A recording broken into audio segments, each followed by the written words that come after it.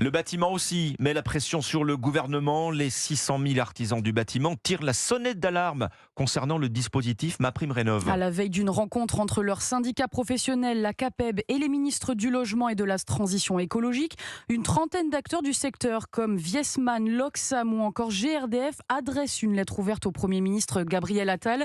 Christophe Bordet, vous nous avez rejoint en studio ce matin sur Europe 1. L'objectif, c'est d'alerter sur les déboires de MaPrimeRénov' censés soutenir la rénovation énergétique des logements. Et oui, depuis plusieurs mois déjà, MaPrimeRénov' ne fait plus autant recette auprès des particuliers. En 2023, c'est plus d'1 milliard d'euros qui n'ont pas été demandés par les Français pour effectuer des travaux. En janvier, le budget de MaPrimeRénov' a été boosté pour permettre de financer plus les changements de fenêtres ou de systèmes de chauffage. Oui, mais voilà, elle n'est désormais attribuée que si vous effectuez de concert plusieurs travaux. Conséquence, des opérations plus coûteuses dont le reste à charge est trop élevé, ce qui refroidit les particuliers. Alors les artisans demandent un étalement de ces travaux sur plusieurs années pour mieux faire passer la pilule.